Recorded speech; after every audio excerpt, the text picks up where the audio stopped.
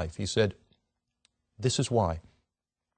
We, for the last 40-some-odd years, have tried atheism, and it has failed us. Amazing. We have tried atheism, and we have seen that it leaves you morally barren. It leaves you with no hope, no future.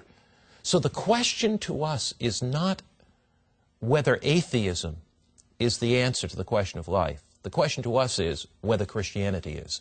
So you don't have to answer all the questions about atheism. We just want to know that Christianity is the best viable option.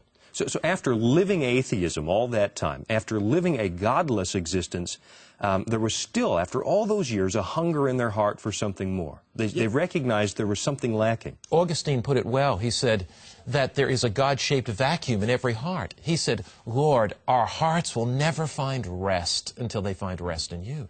And I believe that's true of every atheist. You know, there may be somebody watching this program today that you listen to the arguments and you say, you know, I can go either way on these arguments. Christianity takes a leap of faith. The existence of God takes a leap of faith, and atheism takes a leap of faith. And I would acknowledge that you're correct, that there is no amount of evidence that can prove to your mind that God exists. Neither is there any amount of evidence that can prove to your mind that God does not exist.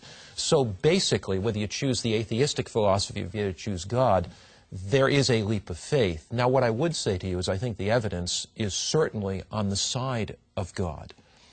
Pascal, years ago, the great French philosopher, made this observation. And Shawn, here's what Pascal said. He said, it's called Pascal's wager. Right. You may have studied it back in psychology. That. You bet. Pascal said this. He said, if God does not exist, if God doesn't exist, and you don't believe in Him, you've not lost anything. If God does exist, and you don't believe in Him, you've lost everything. So he said, why not wager that He does? Because you haven't lost anything. See, and that's the leap of faith that I invite you to take today. That to accept the living God into your life through a leap of faith is worth it. Mark, I believe that. You know, a little earlier in today's program, I mentioned a lady I was sitting with on the airplane. And as we began to discuss her atheism, she told the whole story. She said, I was hurt as a child, and something horrible happened to her. She told me what it was.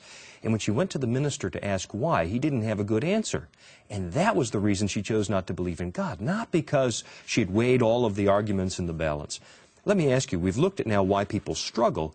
What is the greatest evidence you have seen of the existence of God? Shawn, all over the world, the greatest evidence that I've seen of the existence of God has changed lives. And let me tell you a story that, to me, is remarkable. Young man, head of a motorcycle gang, in and out of prison scores of times, scar down his face, born up in the state of Massachusetts, where I was from Connecticut, New England. His name was Bucky. This guy came to my meetings with his motorcycle gang. I preached. He came forward, accepted Christ, you know, and many in his gang accepted Christ. A totally changed man. He used to go out on Saturday nights, get half drunk, take a beer bottle, break it on a wall, and go stick somebody in the face for joy. Unbelievable. One night, Shawn, after a meeting, I was talking to Bucky. He was about 6'2", bearded, scar on his face, leather jacket, leather boots, you know, and we were kind of joking back and forth because by now he had accepted Christ.